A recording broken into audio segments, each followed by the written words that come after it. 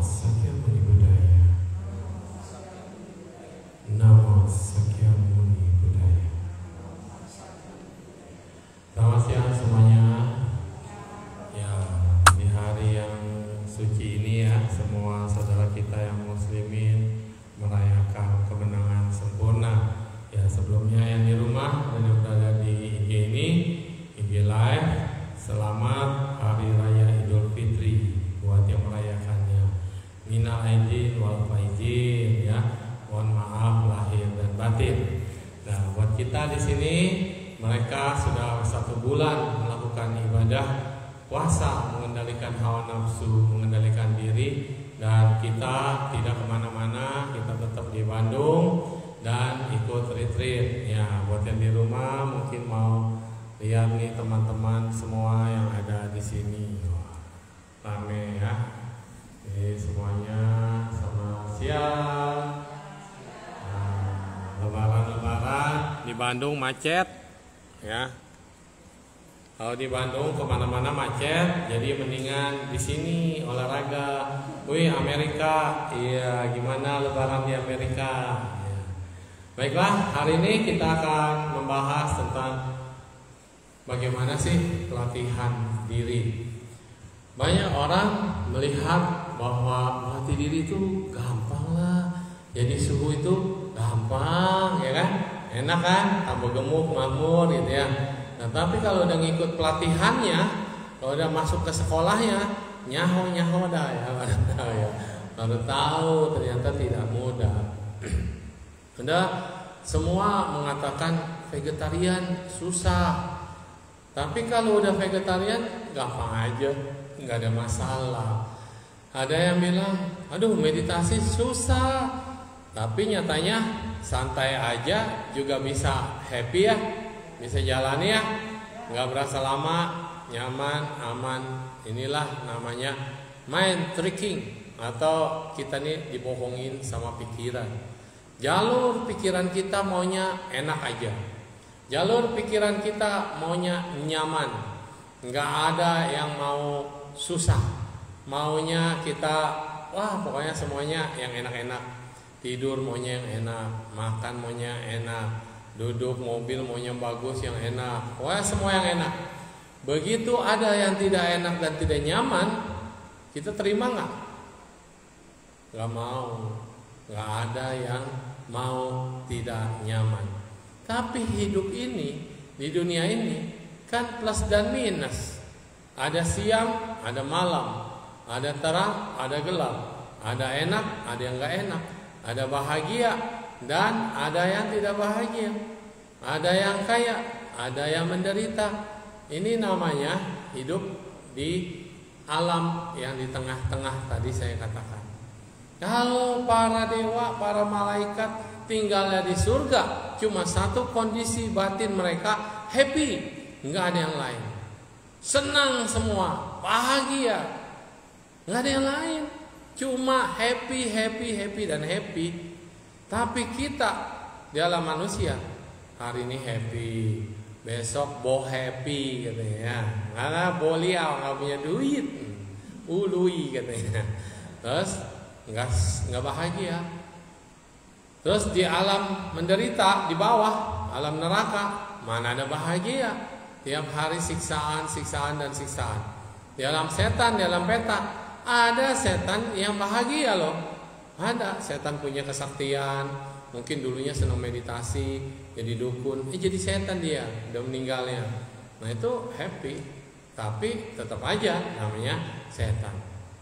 Kayak alam jin putih, ada jin hitam, itu alam Asura. Apakah mereka bahagia? Enggak juga. Jadi yang bahagia itu cuma di alam atas.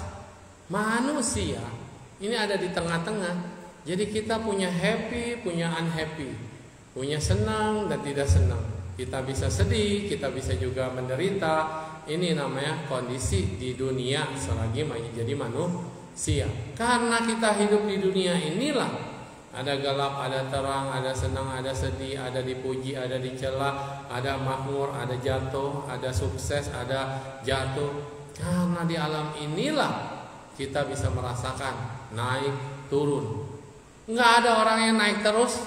Ada naik gunung nggak sampai mentok sampai di puncak dia kagak turun-turun? Ada? Saya nggak lihat tuh yang bikin rumah di puncak gunung. Padahal kan keren ya. Karena kalau dia bikinnya di puncak gunung, mau belanja susah. Mau ke pasar ke bawah. Tapi semua orang pengen naik gunung. Karena kalau udah sampai di atas bisa melihat semuanya. Ternyata, wih, kelihatan semuanya tanpa ada penghalang. Tapi kalau orang belum naik gunung, kalau orang belum tahu pemandangan di puncak, penasaran nggak? Penasaran.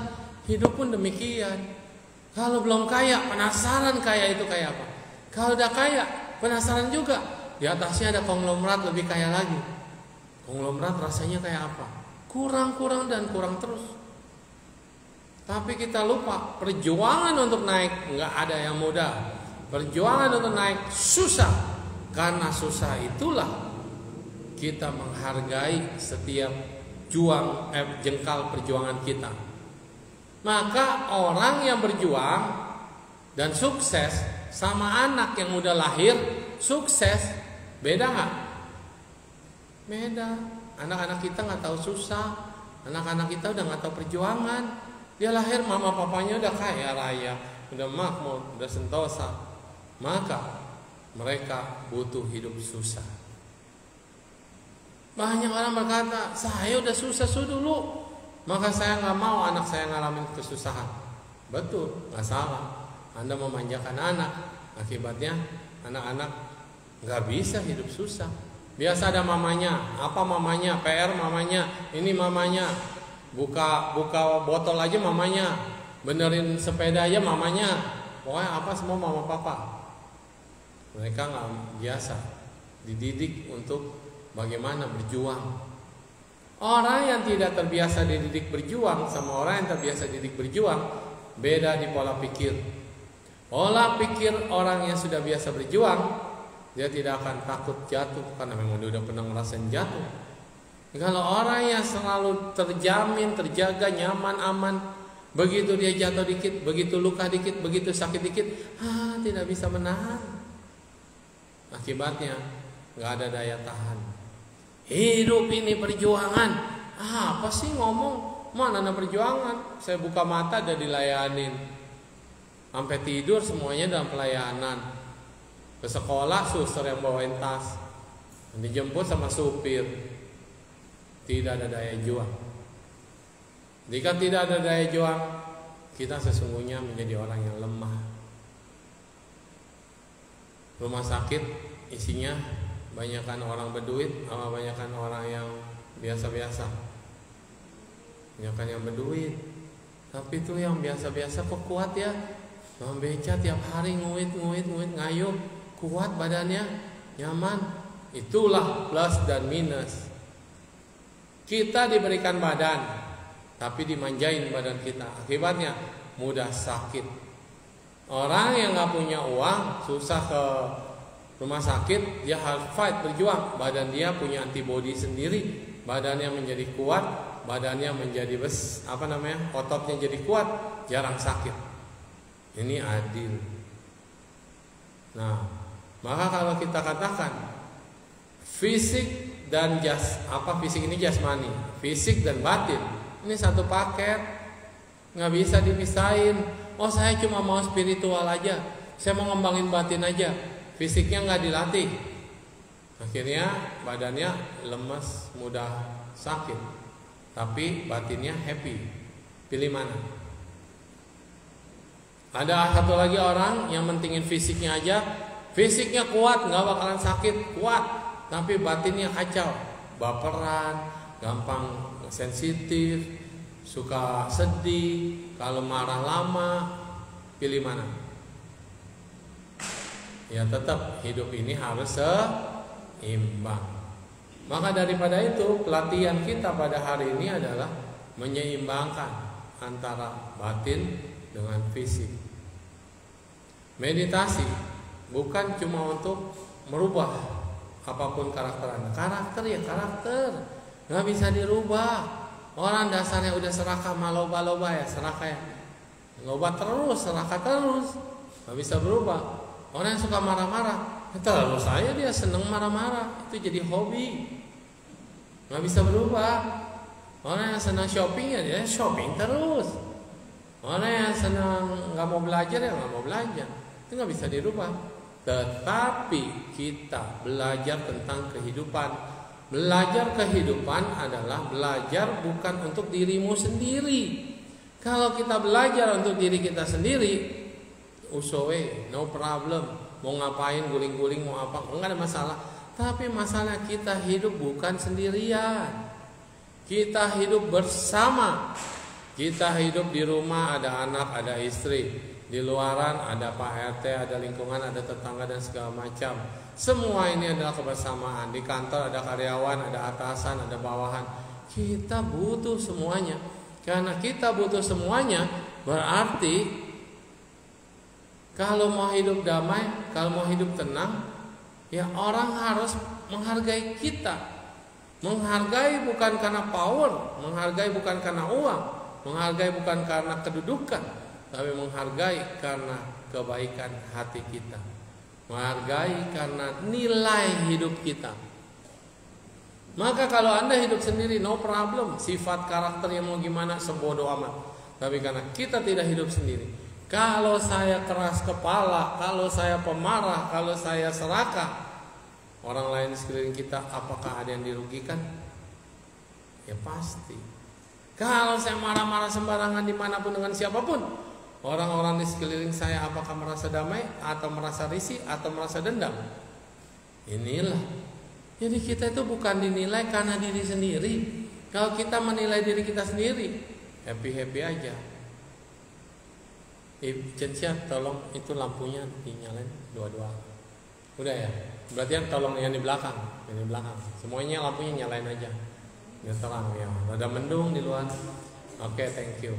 Nah, karena kita dinilai orang, karena kita dilihat orang, kita mau dihargai orang, kita mau hidup bahagia, maka kita harus punya tehong atau tesing, tehong atau singke atau karakter. Te-nya adalah kung te, kebajikan, maka kita punya tao te, jalan, tao jalan, te-nya tesing sama dan bawa tehong. Karakter ini harus punya jasa kebajikan, harus punya karakter, harus punya satu yang berguna buat orang lain. Kalau kita hidup nggak punya itu, kita selalu berbuat jahat, kita tidak punya karakter yang positif, yang baik, mulutnya jablak, mulutnya ngatain orang, mulutnya nggak bisa diam, gosip, pikirannya kacau kemana-mana, badannya nyolong sini nyolong situ, nipu sini nipu situ,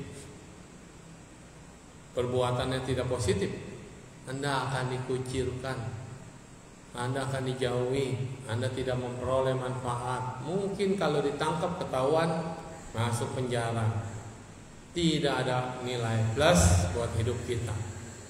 Jadi nggak usah ngomong surga dan neraka deh, nggak penting. Kita mau masuk surga, tapi perbuatan kita apa? Nggak usah janji-janji, perbuatanmu dalam hidup ini dipertanggungjawabkan. Maka lihatlah hidupmu sekarang, lihatlah pikiranmu sekarang, perbuatan sekarang, ucapan sekarang. Karena apa yang kita lakukan sekarang pasti akan berbuah di kemudian hari, pasti akan menimbulkan efek di kemudian hari. Saya udah berbuat baik, setiap hari saya berbuat baik, banyak orang yang saya bantu, tapi malah saya dikerjain orang, malah saya dibohongin orang, malah saya diapain orang lah, istilahnya banyak. Orang yang gak suka sama saya terlalu banyak suruh. Nah, kan Anda baru berubah sekarang, baru mau mencoba berubah sekarang, baru berbuat baiknya sekarang. Masa yang lalu, apakah kita ingat kita jadi orang baik atau kita jadi orang jahat? Jadi ini adalah buah yang kita nikmati sekarang. Tapi yang akan datang, siapa yang program? Kita sendiri yang program. Kita mau happy, kita mau menderita, siapa yang buat? kita sendiri yang buat. Maka yang udah lalu, udah berlalu, jangan pernah diulang-ulang. Maksudnya gini, mungkin Anda punya musuh. Musuh ini bisa orang lain atau keluarga sendiri. Mungkin suami atau istri. Banyak orang itu menganggap kalau orang udah salah gak bisa dimaafin. Dan orang kalau sudah melakukan kesalahan kita tidak bisa terima sampai kapanpun. Pertanyaannya, apakah kita sendiri tidak pernah salah? Apakah kita sendiri tidak punya dosa atau kesalahan atau karma buruk? Kalau kita sendiri tidak bisa merubah diri kita sendiri, ya apalagi orang lain. Kalau orang lain terhadap kita punya salah, kenapa kita tidak memaafkan? Sini hari ini indah, minal aidin wal faidin, mohon maaf lahir dan batin. Bukan cuma lahirianya yang minta maaf, tapi batinnya yang minta maaf. Itu hakikat kemenangan. Tapi besok-besok dendam lagi. Ya nggak menang-menang. Namanya perjuangan, yang namanya pertempuran bukan bertempur dengan orang lain, tapi bertempur dengan diri sendiri. Susah. Kalau berantem sama orang lain mah gampang. Kalau berantem sama diri sendiri, mengalahkan sisi gelap dalam diri kita susah. Karena dia susah, maka harus berjuang. Jadi hidup ini adalah bukan tentang diri sendiri. Di rumah ada anak, ada istri, ada mertua, ada orang tua. Di luar ada orang lain. Ketika kita mau menjadi orang yang berarti, harta kekayaan kita menurut Buddha loh ya, dibagi 4. 4 loh. Bukan perpuluhan kalau di agama Buddha. Bukan perpuluhan, per 25-an. Karena dibagi 4. Yang pertama dipakai untuk hidupmu sendiri 25%. Bisa dipakai buat apapun lah. Yang kedua dipakai untuk modal usaha, puterin modal usaha. Yang ketiga dipakai buat menolong orang, berdana, harus keluar 1/4. 1/4 loh kekayaan untuk digunakan kepentingan orang banyak. Berani berdana 1/4 kekayaan. Mikir-mikir. Ya enggak? Untungnya Buddha kagak nyuruh kita praktekin ini semua. Karena Buddha tahu karakter manusia kagak ada yang bisa dikasih keras, nggak bisa. Dan yang terakhir buat cadangan. Jadi sebenarnya buat kita pakai itu 50%. Satu buat ini, satu lagi buat cadangan. Cadangan ini saving, tabungan. Berbuat kebaikan 1/4. Maukah Anda merelakan 1/4 kekayaan untuk orang lain? Nah, di situ. Berat seru. Ya kalau berat gini aja. Tiap hari rutin. Nabung 1 minggu salurin. Terserah mau salurin kemana aja. Pokoknya itu yang disalurin, yang dilepasin adalah milikmu yang sesungguhnya. Itu baru pelatihan masuk surga tingkat pertama dan kedua. Mau masuk surga tingkat pertama yang namanya catur maharajika dan dan surga tingkat kedua yang namanya trayastimsa, cukup dengan berdana. Berdana, berbuat baik, finish. Nggak usah meditasi, nggak usah capek-capek ngapain, nggak usah jadi orang baik nolong semua orang di mana-mana. Cukup berdana dan berbuat baik. Surga tingkat 1 dan kedua milik Anda. Kalau mau lebih daripada itu, harus punya tekad membahagiakan orang lain. Karena tusita atau surga tingkat keempat. Terus surga tingkat ketiga kenapa Su nggak sebut? Karena surga tingkat ketiga itu adalah tempatnya Yen Loang atau Liam Goong, Raja Yama. Di situ urusannya tentang kematian. Nggak ada yang mau masuk surga tingkat situ, tingkat 3. Kenapa? Nggak ada yang mau ngurusin orang mati kan? Ada nggak yang kayak saya? Sembahyang orang mati, keluar masuk rumah duka dan segala macam. Nah, kalau saya cukup jadi biksu aja nih, atau yang biasa mimpin Cien atau apa ya, meninggal, itu pasti tugasnya nanti di Yen Loang, surga tingkat ketiga. Mau? Iya, udah biasa nolong orang mati, udah biasa ngurusin orang meninggal, nanti akan jadi dewa kematian. Ya, menjemput orang yang sakit parah mau meninggal, dia datang. Yang mencatat orang berbuat jahat, baik, yang akan menjadi pengacara nanti di persidangan saat kematian, itu cukup membantu orang meninggal. Jadi surga tingkat ketiga hubungannya dengan orang meninggal, jemput, hukum. Nah, itu dia. Dia di surga, tapi tugasnya di mana? Di neraka. Lahirnya di surga, tugasnya di neraka. Kok bisa? Jadi yang menghukum itu, yang nyidang, yang mengawal, itu dia tidak disiksa di neraka, tapi dia yang menyiksa. Permasalahannya, buat orang-orang yang punya hati yang lembut, saat Anda menyiksa orang, sama Anda disiksa, mana yang lebih sakit? Menyiksa ternyata lebih sakit. Kalau di dunia kan nggak berasa yang ngebully orang, nyakitin orang, nggak berasa ya. Tapi kalau di neraka, kenapa? Pemandangan Anda ngelihat orang dari sempurna dicapit masuk ke dalam kuali yang sangat gede dan panas sekali, terus kemudian diangkat lagi tinggal tulang, ngekok, tinggal tulangnya doang. Begitu kena bumi lagi, kena tanah, dia utuh lagi, dagingnya utuh, kulitnya utuh, terus dicapit lagi berulang-ulang begitu. Penjaga mereka lebih sakit hatinya karena melihat kematian yang berulang-ulang.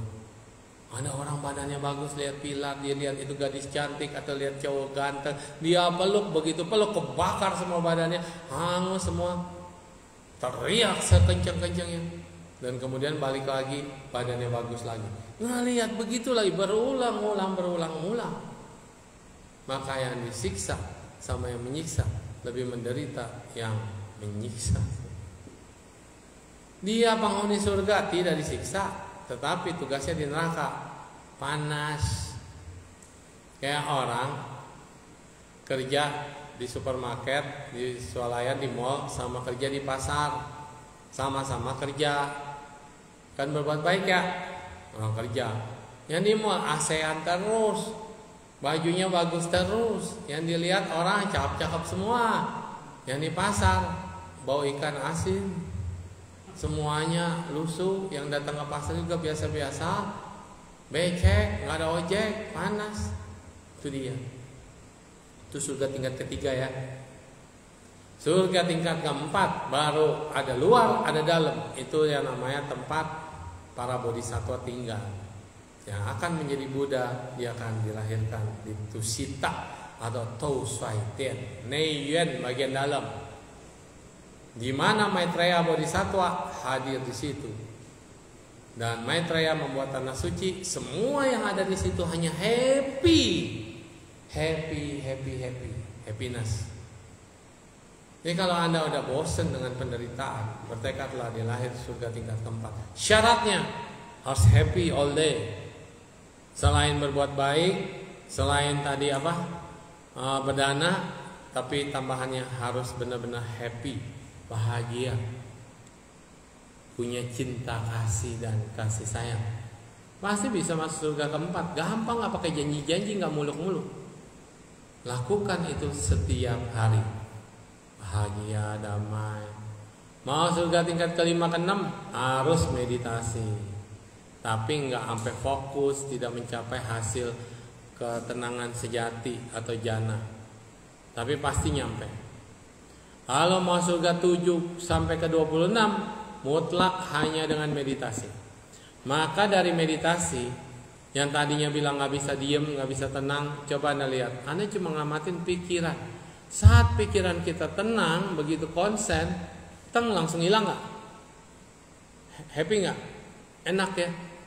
Itulah makanya orang meditasi nggak mau bangun-bangun, karena begitu dia dapetin sesuatu, wih, bulu kuduknya bahagia, ininya kayaknya enteng, damai, hilang, kosong, enak, tahu-tahu udah dibangunin, wih, udah 2 jam, wih, udah 7 jam.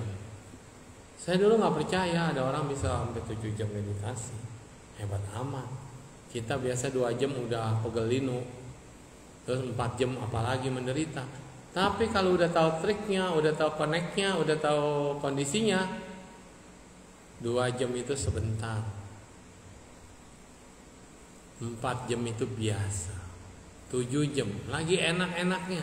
Karena grafiknya gini, enak, damai, nyaman, tenang, wah, terus gak berasa apa-apa, tahu-tahu waktu udah habis. Maka meditasi jangan diiming-iming, gak usah banyak inginnya, gak usah banyak mau ini mau itu.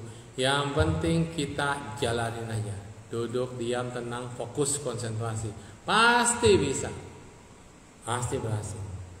Tapi syaratnya kita harus rileks, harus senyum, harus damai. Kalau kita nggak rileks, amsyong. Jadi rileks itu latihan. Relax itu biasa, ya. Oke, nah kita lanjutkan.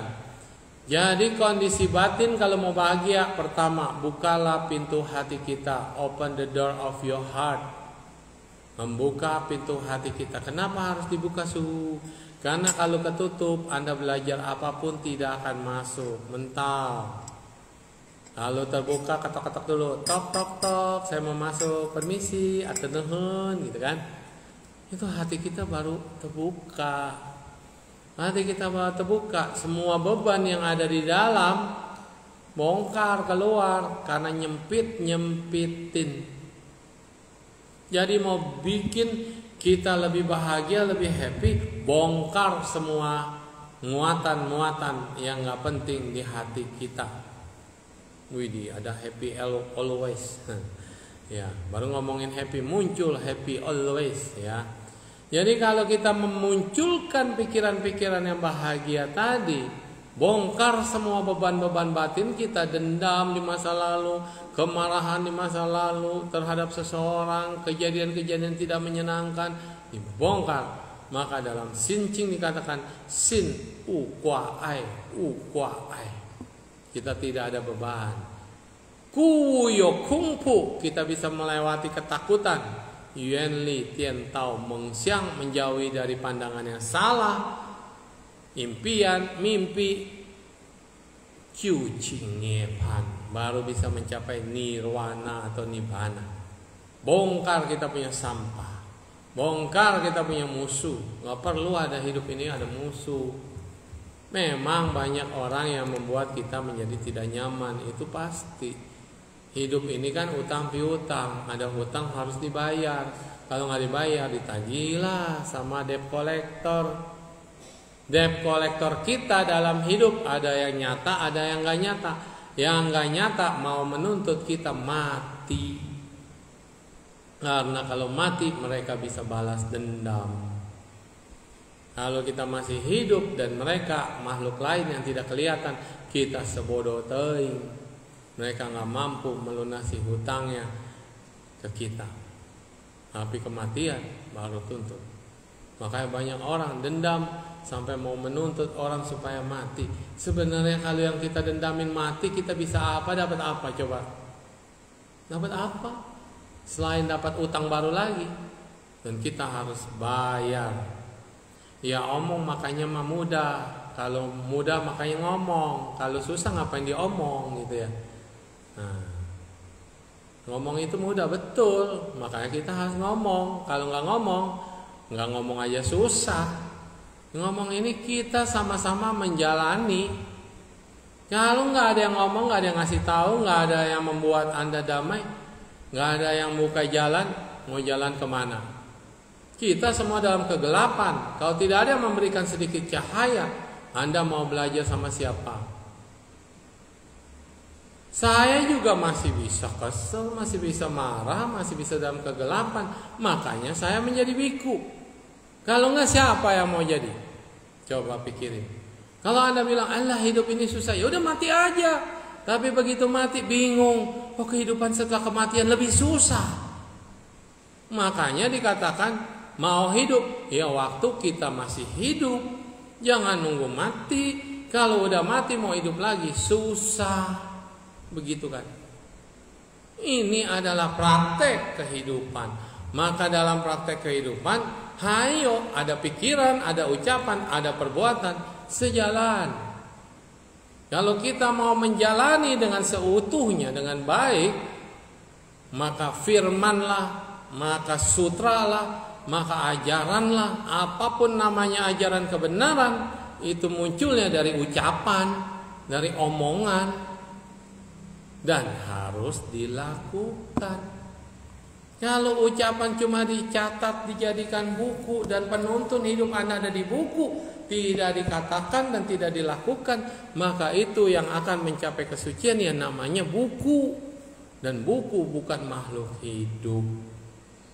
Yang namanya makhluk hidup itu punya mata untuk membaca, punya mulut untuk bicara, punya telinga untuk mendengar, punya otak untuk berpikir. Maka apa yang kita lihat, apa yang kita dengar, dan apa yang kita ucapkan ini harus dicerna.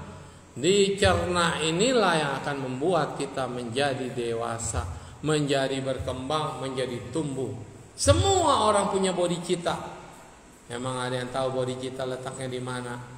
Semua orang bisa jadi Buddha. Emang tahu kapan jadi Buddhanya?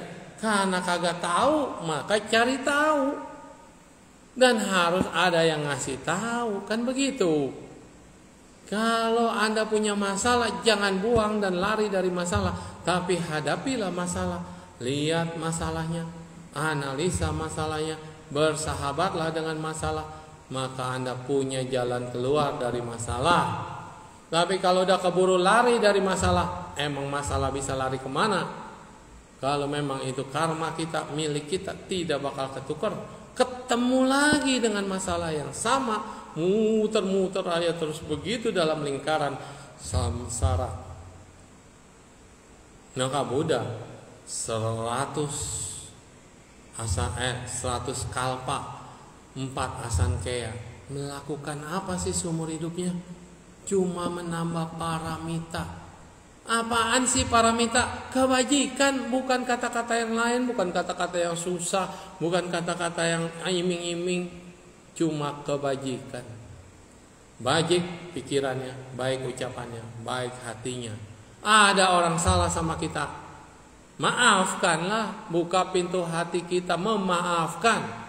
Yang orang bilang susah karena kita tidak pernah mau membuka pintu hati kita buat orang lain, makanya dibilang susah.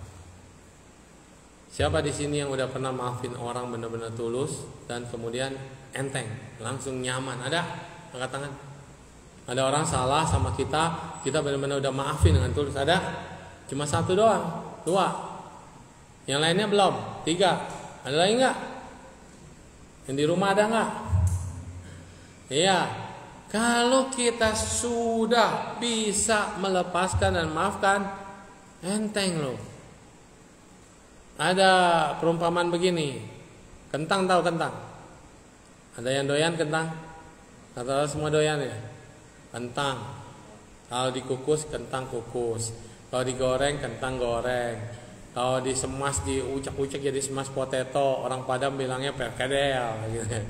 Nah, itu kentang ya. Tapi kalau kentang utuh, kita masukin di kantong plastik, kita bawa-bawa terus. Kena air, kena apa, nggak dibuka kantongnya. Seminggu, 2 minggu, jadi apa? Busuk. Dan pernah cium kentang busuk nggak? Bau banget ya? Bau banget. Itu kita bawa-bawa terus kemana-mana. Karena pikiran kita mikir, ini kentang loh, bisa dimakan. Jadi kentang goreng jadi enak, jadi kentang kukus jadi keren, jadi perkedel juga enak. Nyaman kan? Enak kan? Pikiran kita itu kentang, tapi kita nggak pernah tahu itu lama-lama jadi busuk dan bau.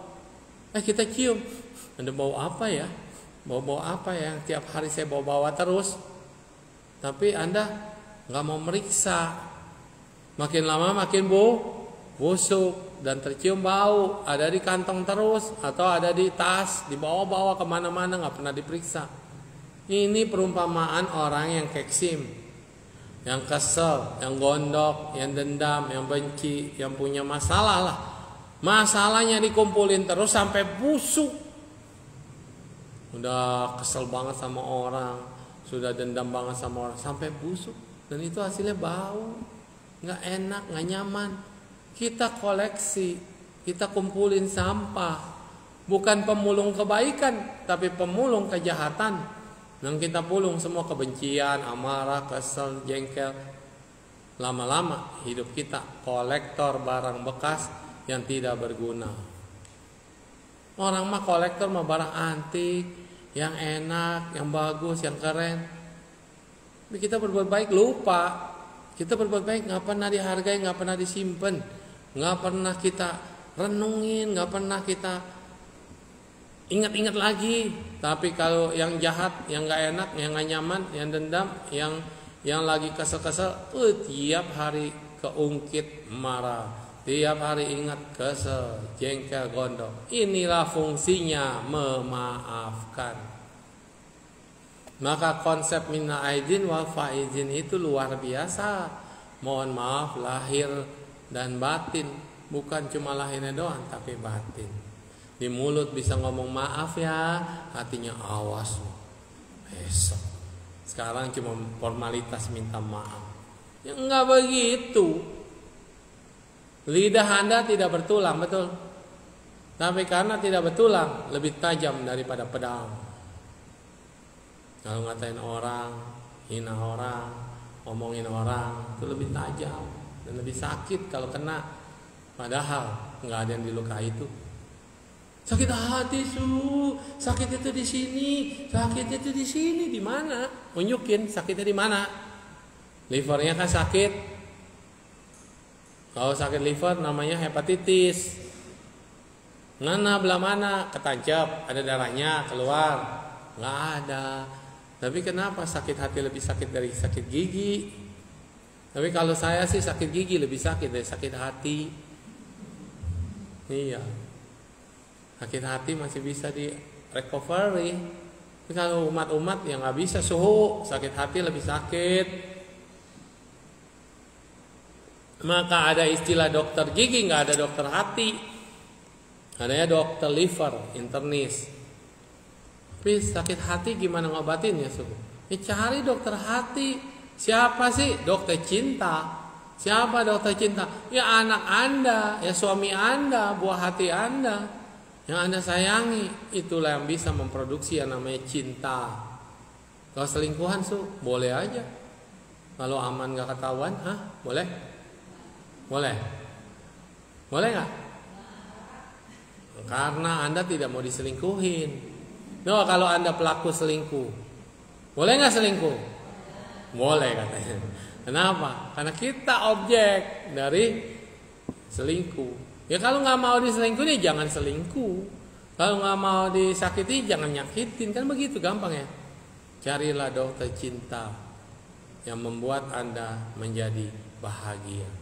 Dokter cinta kan bukan harus pasangan, bukan harus jadi pasangan, tapi siapapun yang bisa memotivasi Anda keluar atasnya itu sutra, atas sutra, bawahnya hati. Jadi hati Anda setipis sutra dan sehalus sutra. Itu cinta, kasih. P welas hasih, atasnya V itu artinya bukan, puse V, bawahnya sin. Jadi welas asih itu bukan hati yang biasa. Itu jadi P. Kalau Anda digabung dengan I jadi PI, kesedihan. Kalau digabung sama se jadi sepe, cinta kasih dan welas asih. Nah itu dia. Dan orang-orang seperti itu termasuk guru, teman sejati, sahabat yang mampu membuat Anda bangkit kembali. Nih jiwanya, semangatnya, usahanya, cintanya, berbunga-bunga kembali hidupnya. Itu dia mampu membangkitkan kita. Dan lupakanlah sakit hati Anda.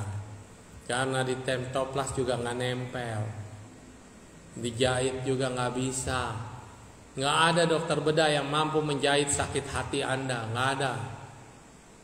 Kalau ada enak ya, udah dijahit, dipakai salep, hilang. Gak ada. Karena itu sifatnya abstrak, tidak bisa dilihat, tidak ada barangnya. Tapi yang tidak ada barangnya itu Anda anggap ada. Sesek nih suhu kalau ngomongin orang itu, sesek nih suhu kalau bikin orang itu gini. Aduh, udah. Itu nggak ada barangnya sebenarnya. Tapi kita pikir itu ada. Maka itu yang disebut dengan tian tao, terbalik. Bukan matanya terbalik ngelihat ke atas ke belakang, bukan. Pandangannya terbalik. Yang benar jadi salah, yang salah jadi benar. Itu dia. Jadi ajaran, firman, kebajikan, kebenaran cuma mengarahkan kita supaya hidup jadi benar. Yang salah dikasih tahu salahnya di mana. Nggak usah nunggu mati mau masuk surga. Ayo, sekarang nih waktu hidup bikin surga. Sama anak baik, sama mertua akur. Ntar warisan jatuh ke kita juga. Kalau akur baik ya, kalau enggak, dihapus nama Anda. Sama orang tua berbakti. Inilah yang akan membawa nilai-nilai kehidupan menjadi hidup lebih hidup. Karena hati kita sudah terbuka. Terbuka untuk keluar menyayangi orang lain. Karena Sang Buddha katakan, tidak pernah ada satu jengkal pun di mana kamu belum pernah lahir. Dan tulang-tulang, Sang Buddha ketemu tulang lalu hormat ke dalam tulang. Dia berkata, kenapa Ananda lihat Sang Buddha menghormat tulang? Sang Buddha kata, tidak pernah ada satu orang tua pun atau orang lain yang belum pernah menjadi orang tuamu. Jadi termasuk tulang di jalanan, termasuk siapapun, ini semua pernah menjadi orang tua kita, tapi nggak tahu kehidupan yang mana. Ada yang terdekat kita rasanya nyaman, dia kayak orang tua saya ya, dia kayaknya dekat banget, kanma, dipanggil kanpa, orang tua asuh. Ada yang jauh banget, jauh emang udah lupa, dulu kehidupan yang lampau pernah jadi orang tua tapi sekarang lupa. Makanya hubungannya nggak tahu deket. Tapi kalau beberapa kehidupan kemarin pasti deket. Mah nggak usah heran. Anak tetangga kok kayak anak sendiri, tapi anak sendiri kayak anak orang. Kenapa? Karena anakmu yang sekarang ternyata dulunya adalah musuhmu, atau memang dia baru ketemu dalam kehidupan ini. Dulu-dulunya kagak pernah ketemu. Sedangkan anak orang itu dulunya anakmu, tapi salah lahir, ke tetangga lahirnya, begitu. Inilah dalam Buddhis semua bisa dijelasin. Kenapa kita sama seorang begitu dekat, begitu rasanya kayak sesuatu sama orang lain benci banget. Baru pertama kali ketemu udah benci. Ada nggak yang baru pertama kali lihat saya langsung benci? Ayo, pasti musuh saya tuh. Yang mana tuh? Saya harus baikan tuh sama dia. Ada nggak makin lihat saya makin nggak suka? Ada nggak yang lihat saya langsung suka? Nah itu saya nggak boleh deket-deket tuh. Bahaya tuh ya. Nah kalau ada yang lihat saya langsung suka, aduh saya harus jaga jarak, shoot gitu. Karena sudah begini. Kalau nggak begini pun repot. Ada 6 orang, 6-6-nya. Zaman dulu kerajaan istri boleh 200 selir, permaisuri cuma 1. Boleh banyak. Kenapa? Kerajaan. Panglima perang, panglima kesayangannya, panglima jenderal perang pergi meninggal. Istrinya siapa yang mau rawat? Maka raja punya kewajiban menyantuni mereka, masuk ke istana. Tapi belum tentu ketemu loh sama raja. Raja isinya 200, belum tentu ketemu raja. Kecuali yang spesial. Status selir raja, tapi nggak pernah dipegang, dilihat juga tidak. Jadinya sunyi sepi sendiri. Ya kan? Jadi jangan pikir masuk istana enak. Masuk istana punya, wah bisa memperoleh keinginan. Belum tentu. Kadang-kadang ya lebih enak di istana itu Kasim. Karena dia boleh dekat dengan itu, selir-selir dan permaisuri raja. Boleh dekat dengan raja. Paling enak dayang-dayang. Tiap hari keliling-keliling, tapi tetap aja namanya pembantu. Karma baik bisa dekat dengan raja, karma baik bisa dekat dengan putri, tetapi tetap aja statusnya pembantu. Karena Anda kurang berdana, tapi Anda baik, Anda dekat sama orang-orang besar, makanya udah meninggal pun dekat sama orang-orang besar. Tapi ya itu membantu tugasnya, bukan dibantu, bukan dilayani. Kalau Anda senang melayani, senang menservis orang, membahagiakan orang, maka sudah meninggal. Jadi apapun masuk istana kerajaan surga, Anda akan dilayani, kan begitu. Itu rumusnya udah pasti, nggak bisa diganggu gugat. Itu rumus alam. Kamusnya memang begitu. Anda melayani, Anda akan dilayani. Anda merendahkan, Anda akan direndahkan. Anda nginjek, Anda akan diinjek. Itu rumusnya. Tapi kita manusia, kita lupa gimana caranya supaya kita tidak diinjek orang. Jadilah orang yang beradab. Beradab itu harus punya edukasi. Beradab itu orang punya harus hati. Beradab itu orang punya pengetahuan. Karena tanpa pengetahuan Anda kosong. Maka zaman dulu mau jadi scholar, mau jadi pejabat pemerintah, zaman kerajaan, Anda harus lulus ujian, Anda harus belajar. Konghucu bikin pendidikan yang luar biasa buat anak-anak bisa sekolah, buat bagaimana memiliki budi pekerti, bagaimana bisa menjadi anak yang baik, orang tua yang baik, istri yang baik, negarawan yang baik, bagaimana menjadi masyarakat yang baik. Itu adalah hukum horizontal.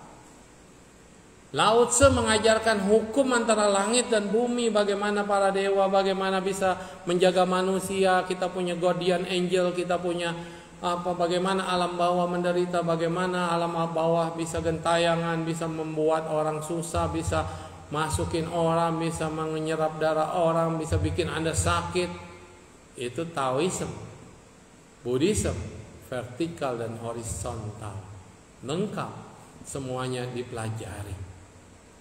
Bagaimana kita mau sukses kalau orang tua kita tidak pernah dihargai, orang tua kita tidak pernah mau dihormati, menghormati orang tua nggak mau, ngomong lu gua ke orang tua.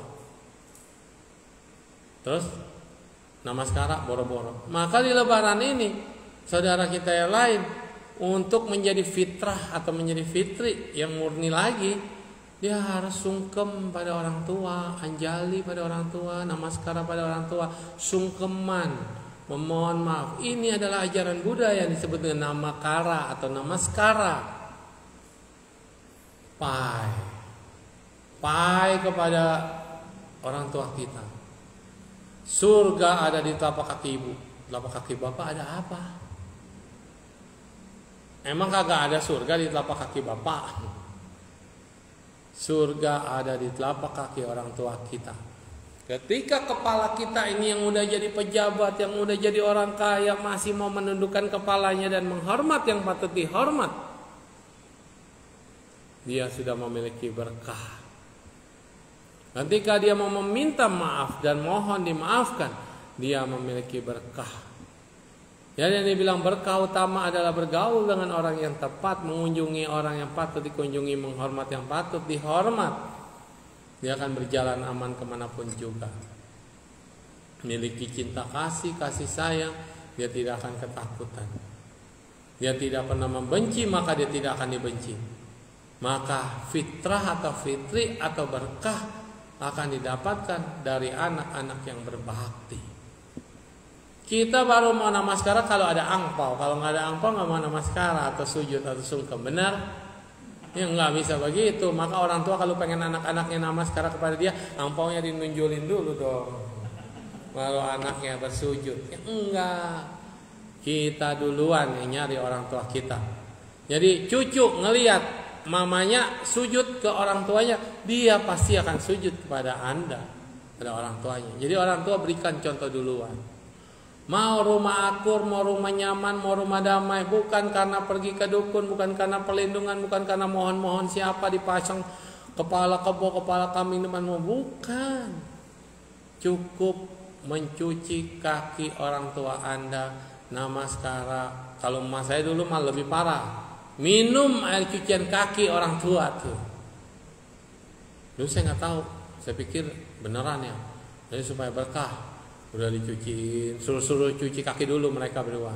Udah cuci kaki loh, udah ke kamar mandi, udah cuci kaki, terus kita datang pakai baskom dicuciin kaki orang tua. Udah habis cuci, terus diminum. Tetap aja bau jempol mau muntah.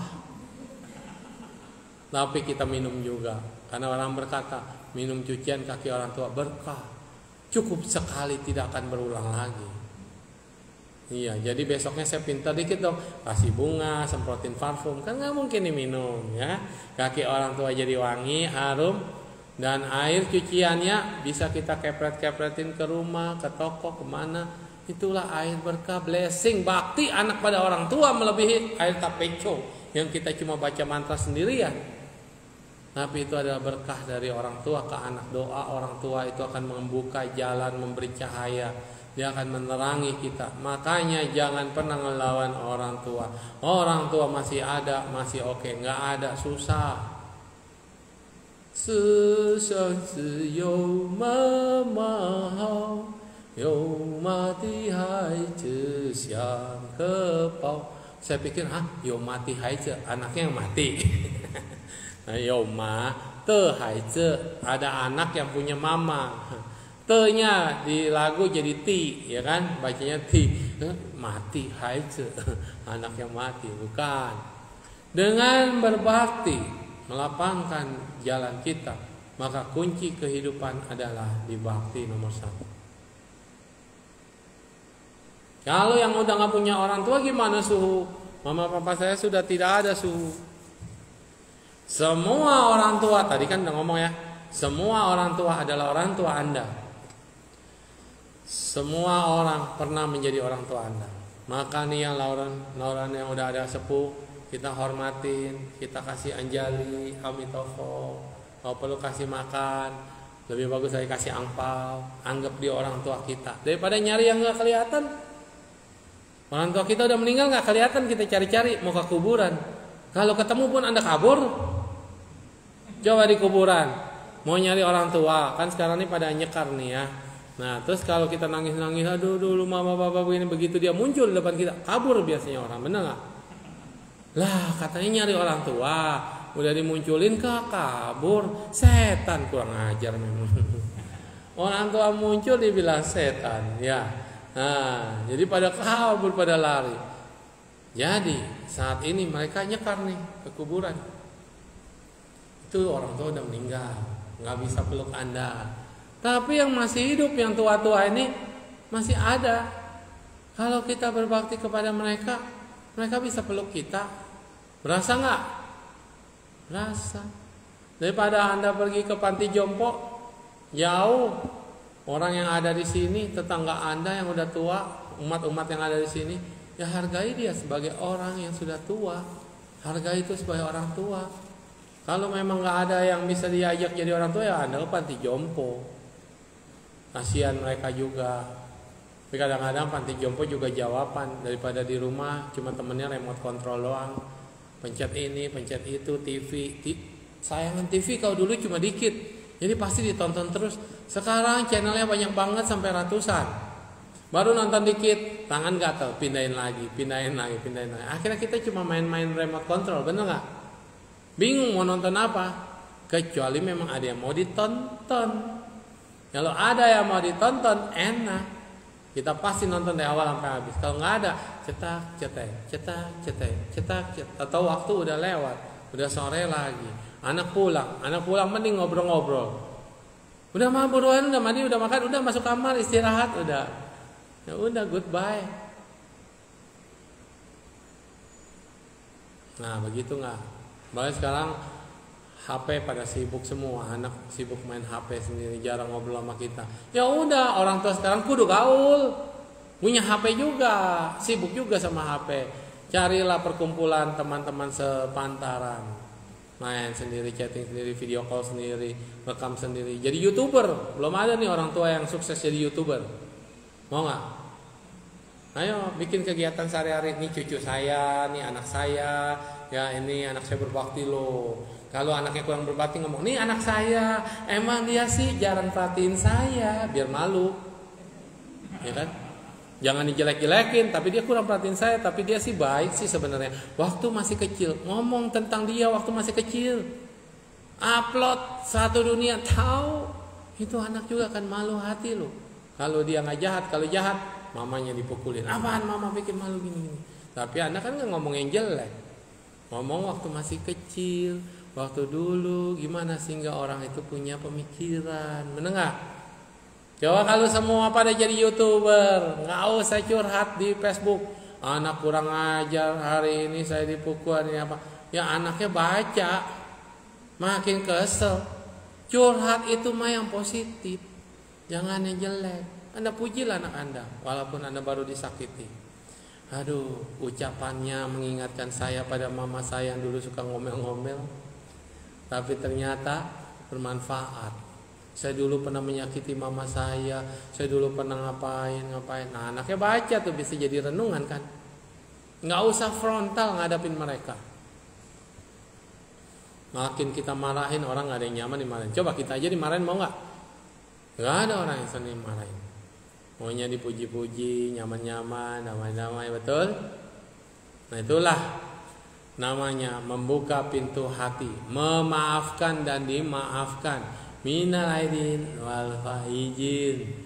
Namaskara pada orang tua, nyekar ke kuburan, berbakti pada mereka yang masih ada dan maupun yang sudah tidak ada. Menjadikan orang-orang tua jadi orang tua kita, anak-anak jadi anak kita. Itulah kebahagiaan.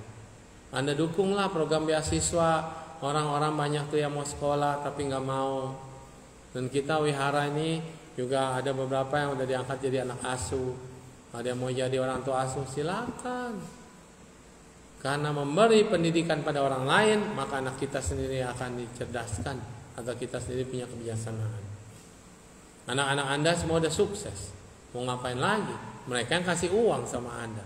Anda punya uang, umur udah tinggal menghitung hari atau menghitung bulan, menghitung tahun.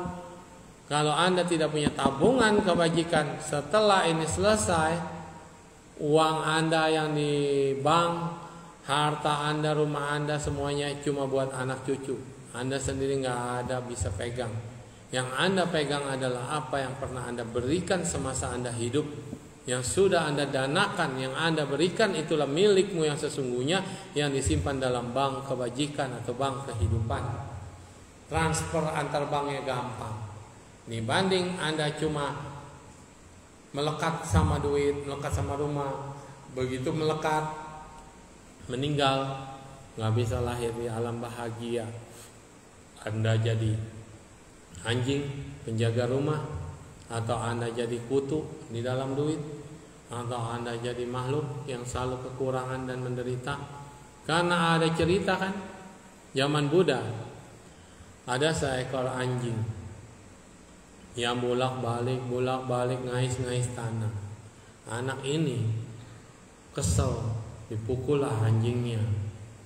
Nah, sang Buddha melihat kejadian ini, lalu dia berkata, anak muda, kenapa kamu pukul itu anjing? Dia itu ingin menunjukkan sesuatu kepada Anda, apa yang pernah ditinggalkan oleh bapakmu dulu. Dia menyimpan harta karun di situ. Karena anak itu nggak percaya, tapi begitu dia gali, ada benar harta karunnya. Begitu ada, dia hormat Buddha. Bagaimana Buddha tahu? Maka Buddha kasih tahu, sesungguhnya anjing ini adalah papamu. Karena dia melekat, karena kematiannya tidak sempurna, kematiannya masih dihantui oleh kemelekatan, maka dia gali-gali itu tanah. Dan dia jadi anjing, maksudnya gali-gali itu tanda nunjukin kepada kamu, disitulah dia nyimpan. Nanti setelah ini dia akan meninggal. Bener, anjingnya ketabrak kebo mati. Gimana kebo bisa nabrak ya? Makanya anjing itu harus meninggal, udah nunjukin ya dia meninggal, baru namanya kamguan. Jadi jangan nunggu hidup itu bokamguan. Harus semuanya harus fantasia, harus nyaman, harus direlakan, harus dilepaskan, maka Anda akan mendapatkan. Oke? Inilah yang bisa saya sampaikan pada hari ini, di hari yang fitrah ini, hari yang baik pada saudara muslimin semua dan muslim yang merayakan Idul Fitri. Semoga bisa berbahagia hari ini dan lahir kembali dengan penuh fitrah ya. Selamat hari berlebaran, terima kasih, dan semoga semua bisa holiday buat yang holiday, libur panjang ya, semoga bisa dilancarkan semua urusannya dan bisa berbahagia. Terima kasih. Amitofo.